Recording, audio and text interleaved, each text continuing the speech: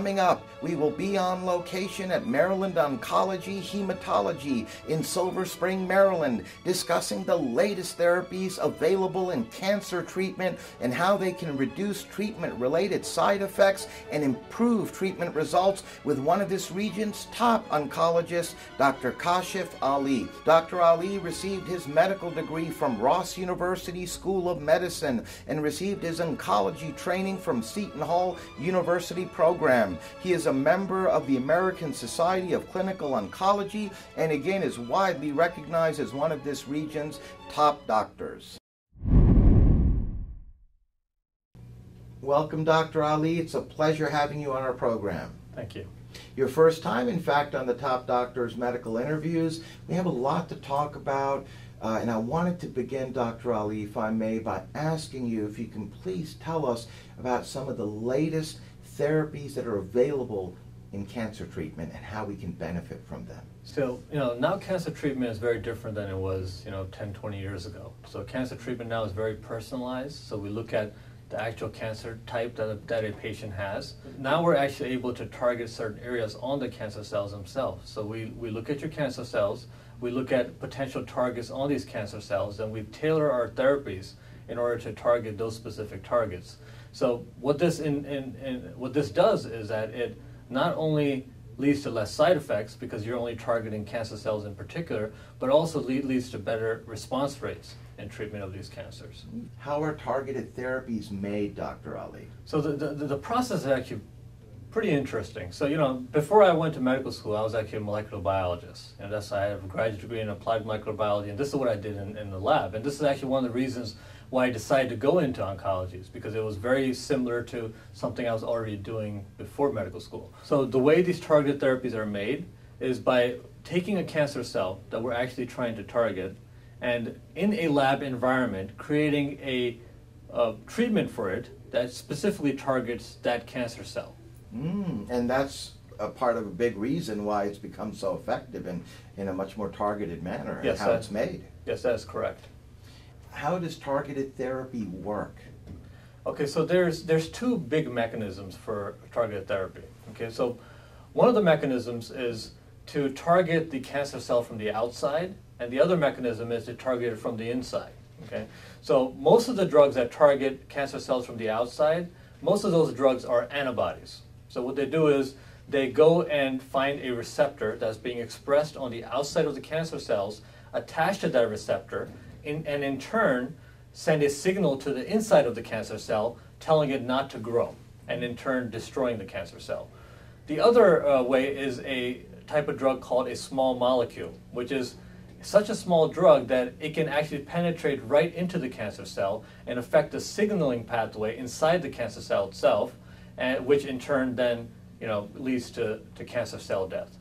And can this work in different types of cancers, or is it limited to some more specific cancers? So we're trying to come up with these targets in as many cancers as possible. So one very common cancer that we know of is breast cancer. We know that 1 out of every 8 women are going to have invasive breast cancer, at some point in their life.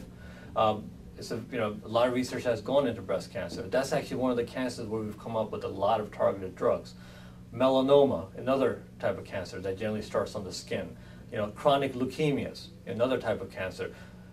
Colon cancer, lung cancer, you name it. Every cancer out there has some research going on into some sort of targeted therapy for these cancers. And I would like to ask you, so for the folks out there watching who may fall into some of these cancers, they could benefit from this targeted therapy approach. Yes, they could. So what we do is for each of the patients who have a certain type of cancer, we look at their cancer cells, we determine what type of targeted treatments could potentially help their cancers. And how is this performed? Can you give us a little bit of a detail on that so the folks out there watching, myself, can all get a better grip on what they're looking at? Okay, so targeted treatments is a very broad range of how we do it. Okay, it could be something as simple as an injection under your skin, just the way diabetics get injections with insulin.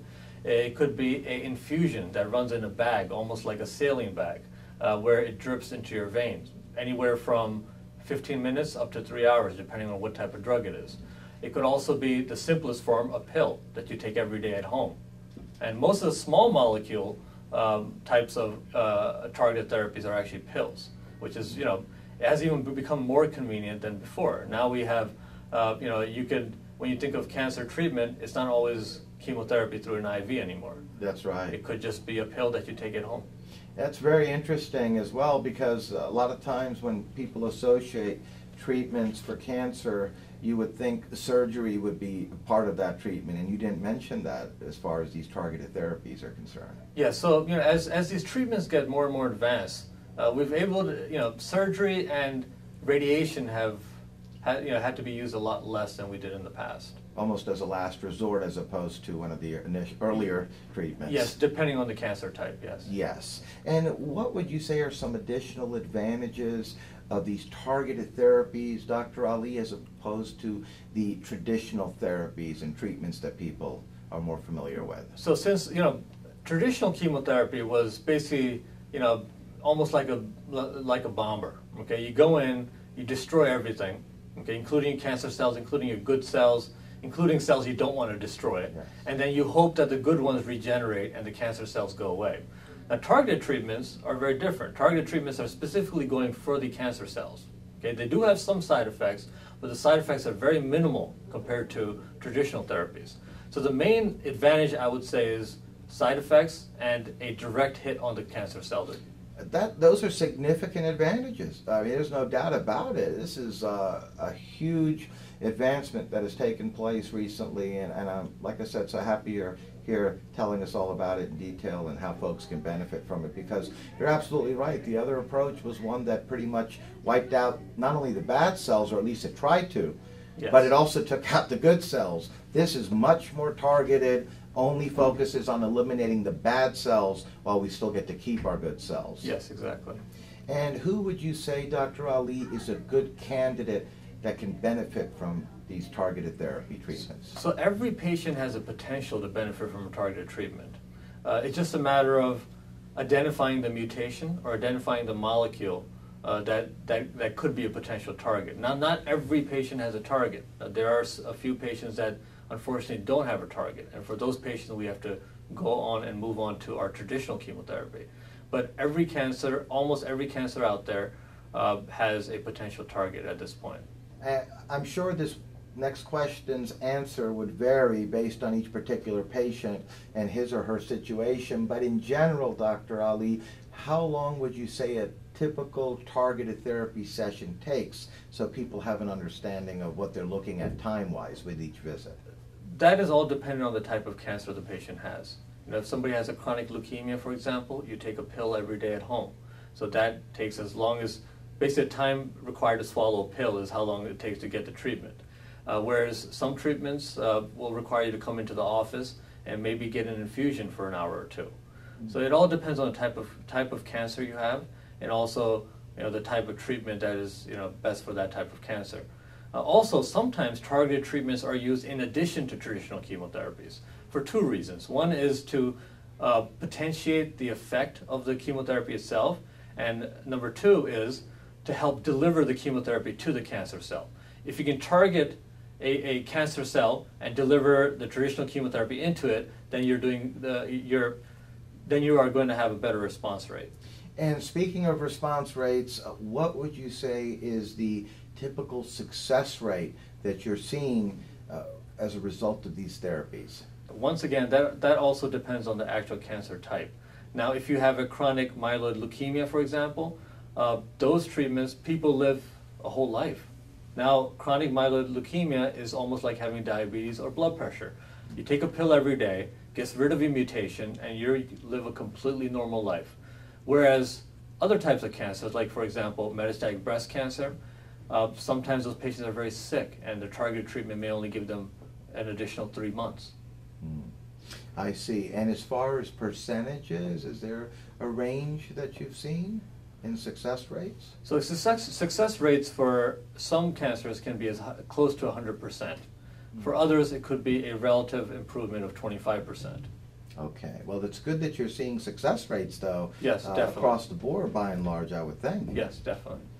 Now, we're literally out of time, Dr. Ali, but you in your practice, Maryland Oncology, Hematology here in Silver Spring, Maryland, have certainly established a reputation for excellence in not only cancer treatments, but also patient care. And I just wanted to ask you, what would you say helps separate you and your practice from many of the others? So Maryland Oncology is known to be one of the largest practices in our area. But apart from that, we're actually part of a larger network called U.S. Oncology, which gives us access to cutting-edge clinical trials and treatments. And in addition, we also have patient access programs through this large network that we're part of. And that's a big differentiator, because a lot of smaller practices out there wouldn't have access to some of those cutting-edge technologies, not to mention treatments that you all do. Yes, that is one advantage we have due to the size of our network. We're actually the biggest group in Maryland at this point. We see more cancer patients than some of the big university programs in our area. We also, being such a big network, have access to many clinical trials. These clinical trials give patients better access to cancer treatments. We're also able to use some drugs for cancer treatment that some of these smaller practices will not be able to due to our access. We're also very conveniently located in the Washington, D.C. metro area and the Baltimore metro area. Due to the fact that all of our offices are very close to highways, we're also very close to large hospitals. Not only does something like that, being part of this network, offer you cutting-edge technologies, treatments that smaller practices can't have, but also a lot of larger hospitals don't have those as well. That really differentiates and stands out your practice to help so many folks with all this that can benefit from these treatments. The patient has to go through when they're trying to get cancer care. I mean, the last thing you want to worry about when you're getting your cancer treated is your financial parts.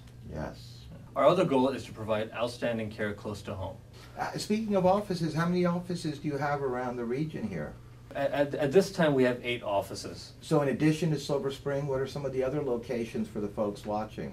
Yeah, so apart from Greater Silver Spring, we also have offices in Greenbelt, Lanham, Laurel, Clinton, and Columbia. This gives patients, access to care close to their home.